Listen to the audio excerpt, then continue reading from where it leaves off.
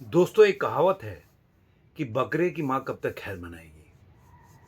ये कहावत जो है चरितार्थ होता है जो आज की हालात या आजकल की हालात जो पॉलिटिक्स में या भारत में चल रहा है, राजनीति को लेके। और मैं ये बात क्यों बोल रहा हूँ कि आप आम आदमी पार्टी के, चाहे वो सत्येंद्र जैन हो, चाहे मनीष सिसोदिया हो या संजय सिंह हो, या इसके अलावा लालू यादव हो, तेजस्वी यादव हो या हेमंत सोरेन हो, इन सब की कहानी कहीं न कहीं एक तार से जुड़ी हुई है। और ये बात इसलिए मैं बोल रहा हूँ क्योंकि जब तक सत्येंद्र जैन गिरफ्तार नहीं हुए थे, तब तक वो ईमानदार थे और उनके खिलाफ कोई भी आम आदमी पार्टी के हिसाब से कोई भी आरोप सही नहीं था। ये सब आरोप षड्यंत्र के थ्रू हुआ था, लेकिन हुआ वही जो होना था। क्योंकि अब जब भी आप कोई स्कैम करते हैं या गुनाह करते हैं, तो उसके निशान कहीं न कहीं छूट जाते हैं और ये निशान आपको पता नहीं कब आपके सामने आकर ऐसे खड़े हो जाता है, जब आपके पास बचने का कोई रास्ता नहीं होता। तो दोस्तों, आज के वीडियो में इन सब बातों पर चर्चा करूँगा, लेकिन इसके अलावा मैं ये बताऊँगा कि अखिलेश यादव अगर 16 जो उनके मेंबर ऑफ पार्लियामेंट जो लोकसभा 24 के चुनाव हैं, उसके हिसाब से उन्होंने 16 ऐसे लोगों को कैंडिडेचर अपना ऐलान कर दिया, तो उससे क्या साबित होता है और तेजस्वी यादव की क्या भविष्य होने वाली है, इस सब बातों पर चर्चा करूंगा। लेकिन उससे पहले अगर मेरे चैनल को आपने सब्सक्राइब नहीं किया तो सब्सक्राइब जरूर करें और अपने दोस्तों से, रिलेटिव के साथ, सगे संबंधियों के साथ ये वीडियो को शेयर करें और लाइक जरूर करें, कमेंट भी करते रहें। और दोस्तों, पूरा वीडियो जरूर देखें क्योंकि मैं काफ़ी बोल सकते हैं कि मैं काफ़ी एक सिंपल भाषा में समझाने का प्रयास करता हूं आप लोगों को जो करंट सिचुएशन है। मैं कोई टेक्निकल बातों पे नहीं जाता, एक आम आदमी को जो भाषा समझ में आती है वही समझाने का प्रयास करता हूं। तो शुरुआत करते हैं सबसे पहले अखिलेश यादव से। अखिलेश यादव ने जो 16 जो अपना कैंडिडेट या उम्मीदवार लोकसभा 24 के लिए घोषित किया, उसमें हर वैसे लोगों को उन्होंने घोषित किया जो कि उनके हिसाब से वो जीत सकते हैं। लेकिन ऐसा नहीं है कि ये कैंडिडेचर जो है वो कांग्रेस को एक बहुत बड़ा करारा, अब आगे आप फील कर लीजिएगा, जवाब है।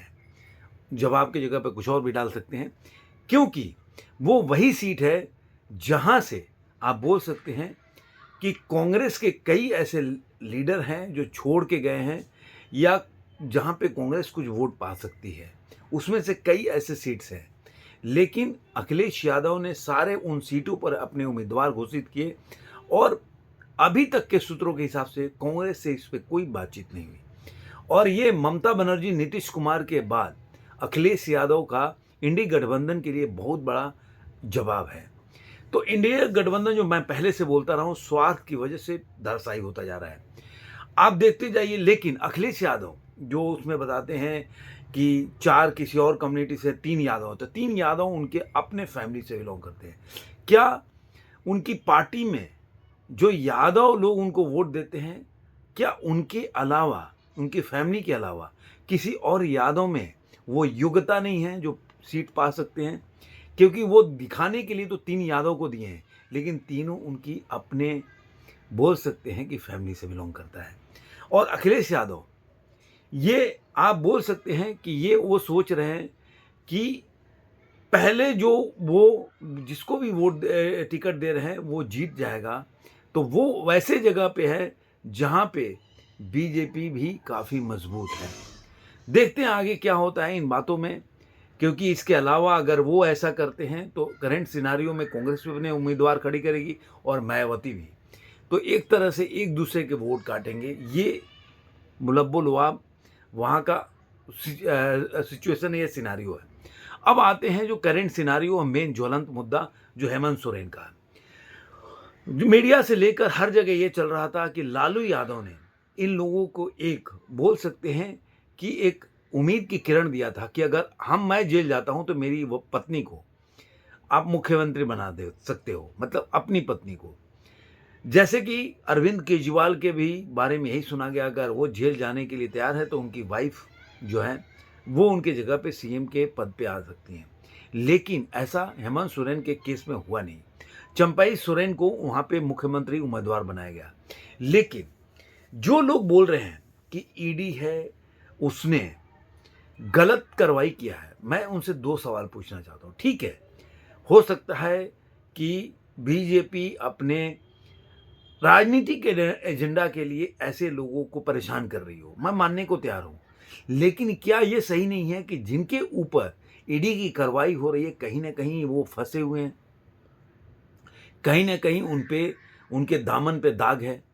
और हेमंत सोरेन के 4-4 लोग गिरफ्तार हो चुके हैं और हेमंत सोरेन के मामले में 4.5 एकड़ जो उन्होंने आर्मी के लैंड का आवंटन नाम बदल के किया है जगह-जगह पे, उसके कई पुख्ता सबूत हैं, उनके सिग्नेचर भी हैं कई जगह पे, ऐसा बताया जा रहा है। और दूसरा 1000 का जो खनन जो माफिया जो खनन घोटाला है, उसमें भी उनका काफ़ी जो भी पकड़े गए, कहीं न कहीं उनके ऊपर आके तार गिरता है।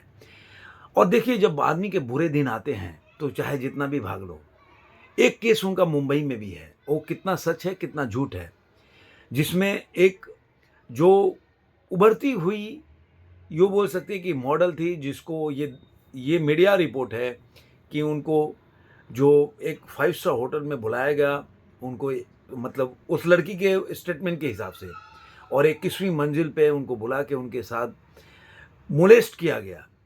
जो बंदा था वो लेके गया कि मैं प्रोड्यूसर से मिलाने लेके जा रहा हूँ, और वहाँ पे उनके साथ ऐसा हुआ। पहले तो जब उन पे दबाव बनाया गया उस लड़की के रिपोर्ट के हिसाब से, तो उन्होंने वापस कर लिया। लेकिन जब हेमंत सोरेन ने 1000 करोड़ का उसके ऊपर 100 करोड़ का मानहानि का मुकदमा दायर किया, तो लड़की ने दोबारा इस केस को वापस जो लिया था उस वापस उसको खोल दिया, और उसके बाद वो केस चल रहा है। अब वो केस भी, उसमें भी जब ये केस खुलेगा तो वो केस में भी आदमी पीछे लग जाता है। जब आदमी क्या होता है ना कि जब आदमी के ऊपर मुसीबत आती है तो चारों तरफ से आती है। तो हेमंत सोरेन को ये भी केस का सामना करना पड़ेगा। और इसी के साथ फैमिली में भी एक जो उनके दुर्गा सोरेन हैं, बसंत सोरेन हैं, उनके भाई हैं, जो शिबू सोरेन के 3 लड़के थे, उनमें भी कहीं न कहीं वर्चस्व और गद्दी की लड़ाई होगी। ये लड़ाई अभी, क्योंकि आप देखिएगा, आपने सुना होगा कि उनको वहाँ पे जो बस बुलाया गया और उनको भर के पूरा विधायक को राजभवन लेके जाया गया। क्यों? क्योंकि वो टाइम नहीं देना चाहते थे कि जिसको वो सीएम बनाना चाहते हैं, जो कि ट्रांसपोर्ट मिनिस्टर पहले रहे, चंपई सोरेन उनके कैबिनेट में। तो उनके अलावा अगर कोई विधायक इधर-उधर चला जाए, जैसा कि बताया जा रहा है कि निशिकांत दुबे से काफ़ी उनके फैमिली के लोग टच में है, जो सरकार अलग से बनाना चाहते हैं हेमंत सोरेन को छोड़कर। तो ये गेम भी कहीं न कहीं पलट सकता था, इसलिए वो किसी को भी मौका नहीं देना चाहते हैं। लेकिन आज ये अगर सफल हो जाता है, तो कल क्या सफल हो सकता है क्या? ये सब पे एक सवाल है जो कि भविष्य के गर्त में है। मुझे ऐसा लगता है कि अब केजरीवाल की भी उल्टी गिनती शुरू हो गई है। आप 5 ईडी के जो भी समन आया उसको इग्नोर कर सकते हो, लेकिन उसको हमेशा के लिए टाल नहीं सकते हैं। आज नहीं तो कल ईडी और जो गिरफ्तारी का जो भी बोल सकते हैं कि गिरफ्तारी की संभावना है आपके दरवाजे पे आके खड़ी होगी, और तब आपके पास कोई चारा नहीं रहेगा।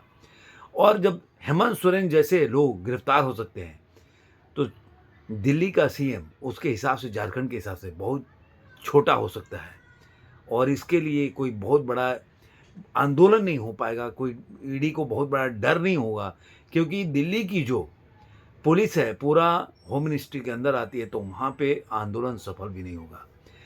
मुझे लग रहा है कि अरविंद केजरीवाल के दरवाजे पर कभी भी ईडी का दस्तक जा सकता है गिरफ्तारी के लिए।